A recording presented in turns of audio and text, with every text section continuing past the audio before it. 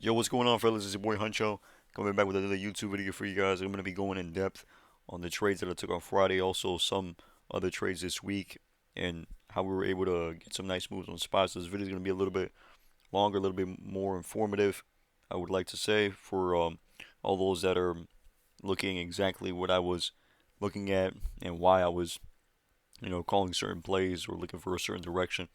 So I hope this video really helps you guys out, and stay tuned all the way to the end. I try to make it pretty brief, but it's gonna be a little bit more in depth and in detail. So first thing is I'm gonna go over the trades that I took, and then I'm gonna on Friday, which was the 12th, right? Or the 13th. When was it? Oh, the 12th. The 12th. Okay, we're good. All right. Okay, so the first trade that we took on Friday was the IWM 258 calls. All right. So let's go ahead and take a quick look at IWM. All right. So this wasn't the play of the day, but it was a green play. It was good. If you got in, correctly, you definitely were able to catch the pop. So here's what happened, guys. All right. Now, obviously, the market was spilling on Friday. I went into IWM calls because of this key pivot that I had down here off of 257.20. So, I grabbed calls looking for a nice little pop. And right when we were up above VWAP, I took majority of my profits, and I got completely out once we started glitching under VWAP. So it's just a thing that you guys can tell once you see how the candle's responding to this area, when it's very like I call it glitchy, when it's just like going like this, but it's not really like holding up strong. It's kind of like just poking up a bit. It's most of the times it's probably gonna be a rejection, especially if we're like not reclaiming or closing above, and we're kind of like making large moves, like going up, holding under, going up, holding under. So you really want to be very careful and quick with this. All right, even though yes, it could close above and it could run up and you'll leave profits on the table, but the point is that you close green, and at the end of the day, these went over 40%. So this was a good return, guys. This went from I think like contracts were like at 48 cents to I want to say like 60 some 65. I don't remember, but it was a good play there. It was a quick one. Uh, Now the play I was in mainly was the PLTR puts. All right, puts on Palantir. All right, I called this on Thursday afternoon. All right, I said Palantir. I called it Palantir 175 puts. These were the 12/19 contracts. All right, so these expire next Friday. All right, and I said swing. Now, when it comes to swing, guys, it all depends on how you guys want to play it. I'm not really a swing trader. I just find some opportunities sometimes that I see with other tickers, and whenever they're at like certain levels that I've seen a big reaction from, I tend to like to play them and just let them play out. But on Friday, these paid out really, really well. So it was very, very more than enough to take profits completely, or take a good chunk out. But the move that I was expecting was a lot larger. The move that I thought was going to happen, it was much larger than expected. I thought it was just going to be like a nice pullback. I was going to be looking for a nice 30%, and they went over 200% for some people. I didn't. I got completely out of this play at 60%, um, which it was good return right there. But these went all the way under to like 178 almost. So these were uh, they went crazy. This play went insane. So if you held these, good stuff. The reason why I was in Palantir is because this key level is 187.93 matched with a daily.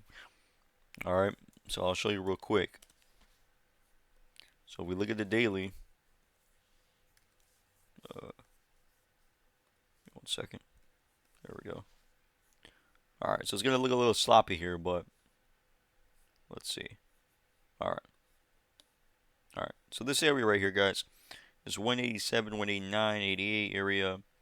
There's a there's a lot of resistance here.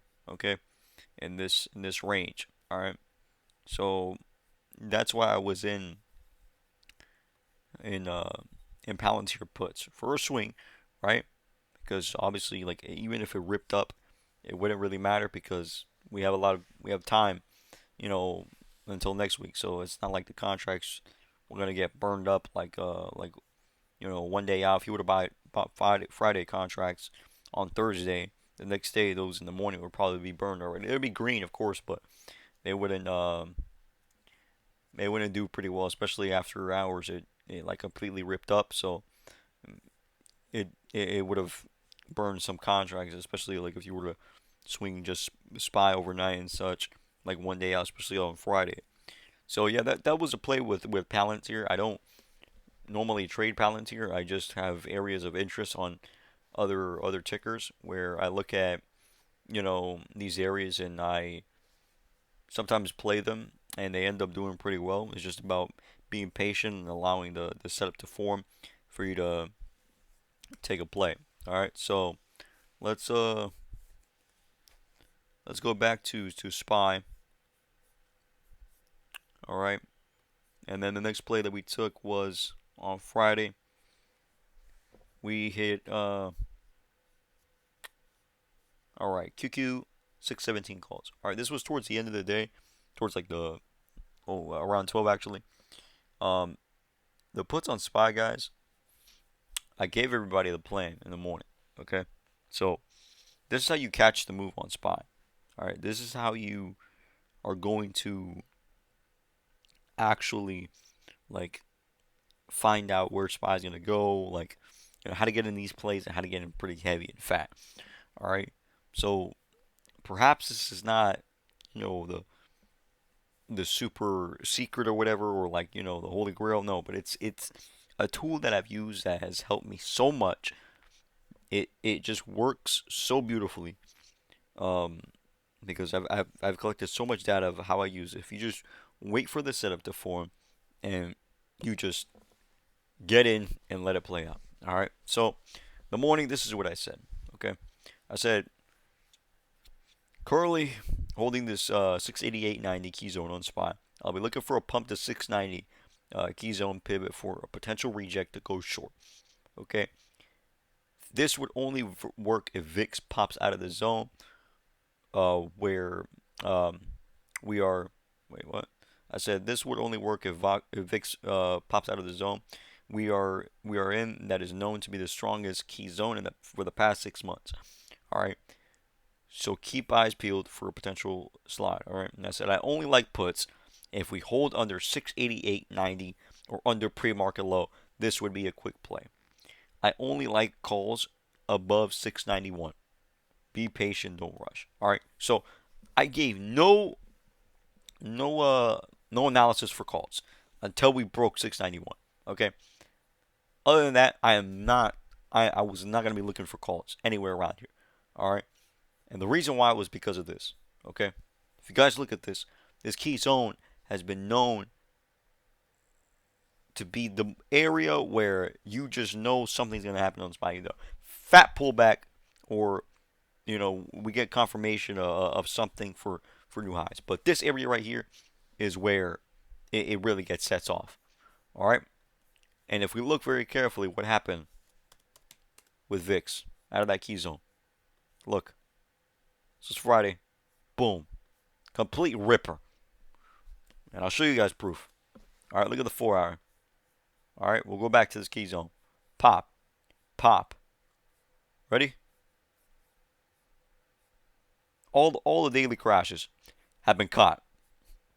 The tariffs, when the tariffs hit, same area. So this area right here, it's the hot spot. All right. So that's how I catch the flushes on SPY. I didn't alert SPY because some other people did in the room, so I wasn't gonna just call the same thing. But I told everybody, SPY puts looks great. And also I gave you guys the play. All right. So it's not about really alerting everything, but it's just really about just giving everybody the plan. And if you look at the levels and the zones that I have. I post these every day, guys. This is in my Discord. I update them all the time. Look, 689.90. You break under, get a nice little flush, dip, retest 688.90, flush. If you didn't want to enter up there, look, I said pre-market low, pre-market low. Look what happened here. All right, so puts in a pre-market low, boom. And I told everybody, SPY wants 682 up here. Look, all the way. And look at the levels. Break, retest, boom. You had a bunch of opportunities here. So, and look how the levels perform down here. So, yeah, guys. Beautiful, beautiful play. Beautiful play on SPY. If you got puts, or if you shorted anything, you definitely got paid. So, it's really just focusing on that combo, guys. Paying attention to those areas of interest on VIX and SPY to allow you to take, you know, high probable trades there. All right, so that's really my approach with SPY, guys, and I'm gonna show you guys this QQQ 617 calls that I took. So I went into QQQ here because it was a better setup in my opinion, and it was a lot more stronger because tech was pumping. All right, so right off of 612 key zone, same thing. Look with VIX. I mean QQQ, break under, reject, retest, leak all the way down to 612. All right, hold this key zone, and I got into calls down here, and also I drew a small trend line.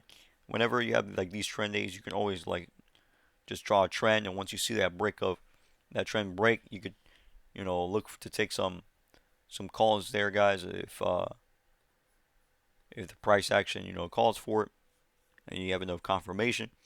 So I got into these, and they went over. Yeah, they went over 60%. They went over actually a lot more. They kept running up. Some people sold for like 100%. I sold right here because I told everybody I was looking for 615. So I sold my entire position right here, and we got that flush, and then continued to run up, and some people definitely got it re-entered or paid even more. That's how I got the QQ 617 calls, guys. So yeah, that's really how I got the plays, is just literally spending time on the charts. I just look at areas of interest. If you guys don't really like having all these lines on your chart and such, just mark pre-market levels. Okay, they're your friends. All right, like you can mark pre-market level on QQQ, and it's all about patience. If you can just be disciplined to just wait until 1050 to get your perfect setup, pre-market low reject, boom, there, you'll get paid. All right. Instead of taking trades up here, you don't know if you're gonna get a pre-market low bounce, or you enter too late and such, or you're in the mid-range, the levels that didn't do as good here and such. Like, guys, it's a patience game. That's really something that I've learned a lot, and I've been paying attention to lately, is just to be patient. If you could spend time to just work on, you know, waiting for your setups to form, to then take the trade, you'll see a very, very different results in your trading, guys. For the better, trust me. And that right there, guys, is what's, you know, the secret to profitability, is just discipline and patience. It's a mind game. You just really have to let the setups form for you to go ahead and take them, and that's unfortunately what most people struggle to do, because they just want to make a quick buck. And you know, that's unfortunately doesn't those people don't really get rewarded as much as the patient ones. So if we could just focus on that, guys, and collect data, then I'm telling you, your trading will be very different from here on out. So that's it for today, guys. Very quick video. If you guys have any questions or want me to explain anything else, make sure to leave a comment, like, subscribe. I'm going to be dropping more videos for you guys. Not the best educator or anything, but I'm just simply sharing and documenting my journey in this game for you guys. I'm a believer, and I advise all of you guys to believe that you can be able to do it, and trust the profits will come. but it's all about focusing on the journey, focusing on the progress, and allowing the losses to be lessons, not as you know signals for you to quit. And trust me, you will get far in this game. Till the next one, guys. Peace.